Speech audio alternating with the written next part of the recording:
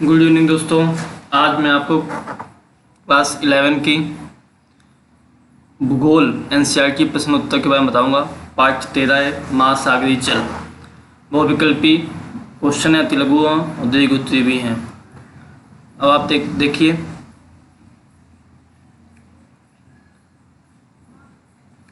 पहला क्वेश्चन है, उस तत्व की पहचान करें जो जलीय चक्र का भाग नहीं है।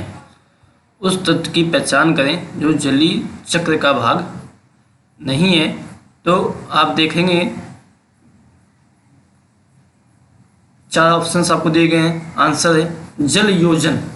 जल का योजन वो जलीय चक्र का भाग नहीं, वाष्पीकरण है, घर्षण है, संघनन है, वो है, लेकिन ये नहीं है।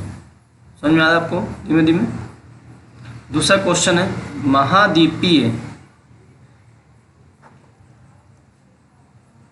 महाद्वीपीय ढाल की औसत गहराई निम्नलिखित के बीच होती है 200 से 2000 मीटर।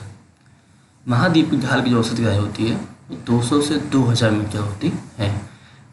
गहराई 200 से 2000 से ही समझ में आएगी ढाल की। निम्नलिखित में से कौन सी लघु उच्चावच आकृति महासागरों में नहीं पाई जाती है? खा नंबर सही है महासागरीय गंभीर। लवणता को प्रति समुद्री जल में घुले हुए नमक ग्राम की मात्रा से व्यक्त किया जाता है। 1000 ग्राम की मात्रा से व्यक्त किया जाता है। अब 1000 में आता है चीजें। कौन सा सबसे छोटा महासागर है? आर्कटिक महासागर है, उत्तरी ध्रुव में है। अब छोटे छोटे क्वेश्चन हैं, उनके आंसर देखिए। हम पृथ्वी को नीला ग्रह क्यों कहते हैं? नीला ग्रह क्यों कहते हैं वो बचपन से पढ़ते आ रहे हैं, लेकिन यहाँ पे फिर से बताया जा रहा है। हम पृथ्वी को नीला ग्रह कहते हैं क्योंकि पृथ्वी के 71% भाग पर जल पाया जाता है, अर्थात पृथ्वी के धरातल पर जल की प्रचुर आपूर्ति है। जल पृथ्वी पर रहने वाले सभी जीव जंतुओं के लिए महत्वपूर्ण घटक है। पृथ्वी के जीव सौभाग्यशाली हैं क्योंकि उनके पास एक जलीय ग्रह है, नहीं तो हम लोगों का अस्तित्व ही नहीं होता। अस्तित्व ही नहीं होता इसलिए बोला कि जल से ही सभी चीज़ें हैं। H2O है, हाइड्रोजन है, ऑक्सीजन है, ऑक्सीजन हम लेते हैं, और जल हमारे सभी का। जल हमारे सौरमंडल का एक दुर्लभ पदार्थ है। सूर्य अथवा सौरमंडल में अन्यत्र कहीं भी जल नहीं है, इसलिए पृथ्वी को नीला ग्रह कहा जाता है। और कहीं पे भी जल नहीं, जल की खोज की जा रही है लेकिन है जल कहीं पे भी नहीं। महाद्वीपीय सीमांत क्या होता है? महाद्वीपीय सीमांत यह प्रत्येक महादेश का विस्तृत किनारा होता है जो कि अपेक्षाकृत पिछले समुद्री और खाड़ियों का भाग होता है। यह महासागर का सबसे पिछला भाग होता है जिसकी औसत तीव्रता 1 डिग्री या उससे भी कम होती है। महाद्वीपीय सीमांत में किनारा बहुत ही खड़े ढाल वाला होता है। यह अत्यंत तीव्र ढाल पर समाप्त होता है। तो खड़ा ढाल आप समझ रहे हैं ना? खड़ा ढाल आपको बिल्कुल ये खड़ा ढाल आएगा, ये होता है खड़ा ढाल, यहाँ पे होता है। आगे देखिए, विभिन्न महासागरों के सबसे गहरे गर्तों की सूची बताइए। गहरे गर्तों की सूची आपको सामने समझाई जाएगी। गहरे गर्त सूची क्या है? देखिए, गर्त क्या होता है? महासागरों के सबसे गहरे भाग को गर्त कहते हैं। समझ गए आप? आज तक कुल 57 गर्तों को खोजा गया है। बहुत इम्पॉर्टेंट बात बताई गई है यहाँ पे कि जो 57 जो गर्त हैं, ये देखिए मैं पॉइंट कर दे रहा हूँ, 57 गर्तों को खोजा गया है, जिसमें 32 प्रशांत महासागर में है। कितने प्रशांत महासागर में? 32, और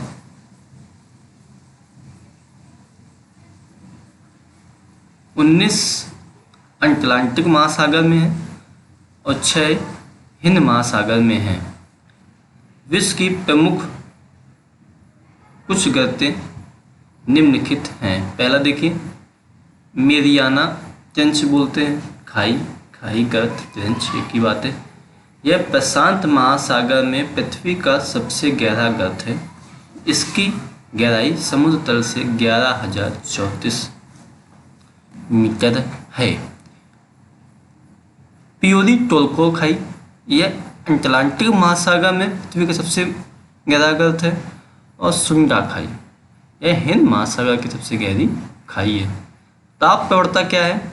ताप प्रवणता वह सीमा क्षेत्र है जहाँ तापमान में तेज गिरावट आती है, ताप प्रवणता कहलाती है। जिस सीमा क्षेत्र में तापमान में तेजी से गिरावट आ जाए वो ताप प्रवणता कहलाती है।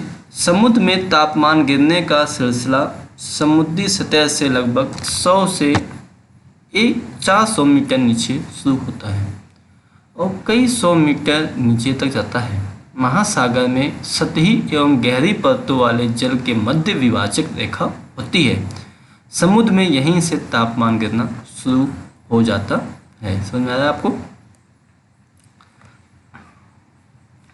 नीचे समुद्र के बारे में बताया जा रहा है, क्योंकि महासागरीय जल है, बताया जा रहा है।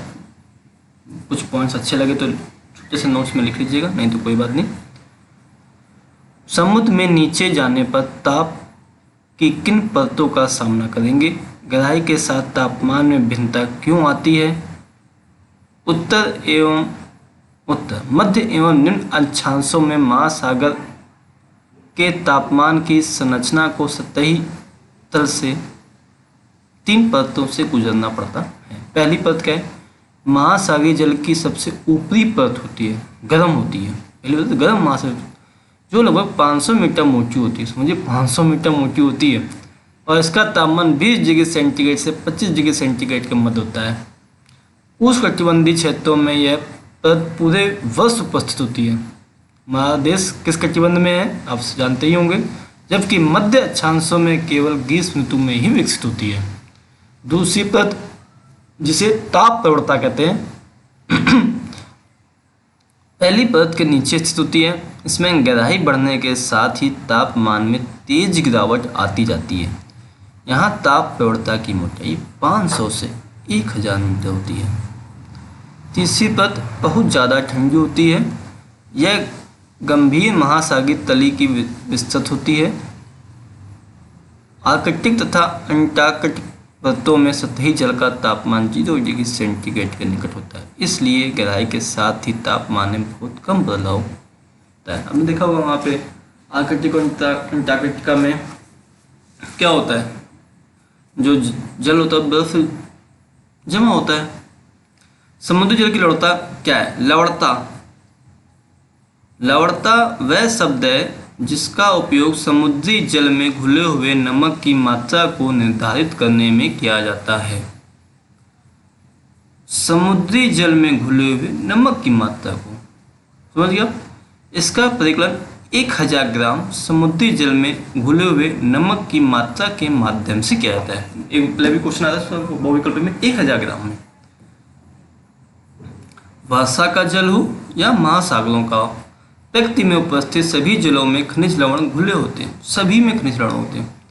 इसे प्रायः प्रति 1000 भाग परसेंटेज या पीपीटी के रूप में व्यक्त किया जाता है। जलीय चक्र के विभिन्न तत्व किस प्रकार अंतर संबंधित हैं, समझाने की कोशिश करता हूं मैं आपको। जलीय चक्र के अंतर्गत समुद्र का जल वाष्प बनकर बादल के रूप में परिणत हो जाता है तथा विभिन्न अवरोधों से टकराकर वर्षा कराता है। फिर यह वर्षा का पानी नदी तथा नालों के द्वारा समुद्र में चला जाता है और यह पुनः समुद्र का जलवाष्प बनकर वर्षा कराता है। इस प्रकार यह क्रियाएं एक चक्र के रूप में चलती रहती हैं। इसे जलीय चक्र कहा जाता है। जलीय चक्र में एक तत्व दूसरे तत्व से अंतर संबंधित है। जल एक चक्र के रूप में महासागर से धरातल पर और धरातल से महासागर तक पहुंचता है। जलीय चक्र के तत्व वायु, जल, पृथ्वी पर जीवन के लिए सबसे महत्वपूर्ण तत्व हैं। पृथ्वी पर जल का वितरण असमान है। जलीय चक्र जल के वितरण की भिन्नता को कम करता है, क्योंकि जल वाष्प वर्षा के रूप में परिणत होकर विभिन्न क्षेत्रों में जल वितरित करता है। इस तरह से जल चक्र महासागरों, वायुमंडल, भूपृष्ठ, अधर स्थल और जीवों के बीच अंतर स्थापित करता है। वही महासागरों का जल वाष्प परिणत हुआ, बादल बना और अवरोधों के द्वारा किसी से टकराया, वर्षा की, फिर आया, तो ये जो चक्र कहलाता है वो जलीय चक्र कहलाता है। अब कहता है महासागरों के तापमान वितरण को प्रभावित करने वाले कारकों का परीक्षण कीजिए। 4 महत्वपूर्ण कारण हैं महासागर के तापमान को प्रभावित करने के। अक्षांश, ध्रुवों की ओर प्रवेशी सौर विकिरण की मात्रा घटने की वजह से महासागरों के सतही जल का तापमान विषुववृत्त से ध्रुवों की तरफ कम होता जाता है। महासागरीय धाराएं, गर्म महासागरीय धाराएं ठंडे क्षेत्रों में तापमान को बढ़ा देती हैं, जबकि ठंडी धाराएं गर्म महासागरीय क्षेत्रों में तापमान को घटा देती हैं। तो ठंडी धाराएं किधर से बहती हैं और गर्म किधर से बहती हैं, ये अतः समझ में आएंगे। अभी देखिए, से गल्फ स्ट्रीम उत्तरी अमेरिका के पूर्वी तट और यूरोप के पश्चिमी तट के तापमान को बढ़ा देती हैं, जबकि लैब्राडोर धारा और उत्तरी अमेरिका के उत्तरी पूर्वी तट के नज़दीकी तापमान को कम कर देती हैं। धाराओं के बारे में आपको जरूर बताऊंगा आने वाले वीडियो में। सनातन पवनें क्या होती हैं? स्थल से महासागरों की ओर बहने वाली पवनें। कौन सी, कहाँ से थे? स्थल से महासागरों की ओर बहने वाली पवनें महासागरों के सतही गर्म जल को तट से दूर ले जाती हैं, जिसके कारण नीचे का ठंडा जल ऊपर की तरफ आ जाता है, कारण तापमान में देशांतरी अंतर आता है।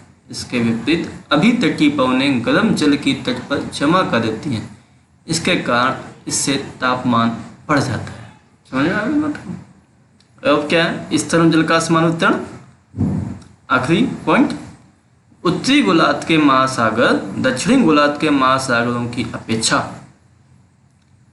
स्थल के बहुत बड़े भाग से जुड़े होने के कारण ज़्यादा मात्रा में ऊष्मा प्राप्त करते हैं। सही बात है। आप मैप उठा के देखिए, जो उत्तरी गोलार्ध के महासागर जो है दक्षिणी गोलार्ध के महासागरों की अपेक्षा स्थल के बहुत बड़े भाग से जुड़े होने के कारण ज़्यादा मात्रा में ऊष्मा प्राप्त करते हैं।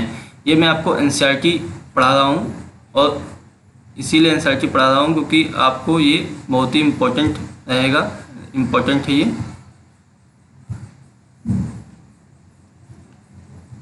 आप इसको प्लीज़ एक बार देखते रहिए और सुनते रहिए। सुनने से ये रहता है कि सभी चीज़ें याद हो जाती हैं और अच्छा लगता है। ये बस एक बार पढ़ना है, बार बार पढ़ने की ज़रूरत नहीं है। जय हिंद।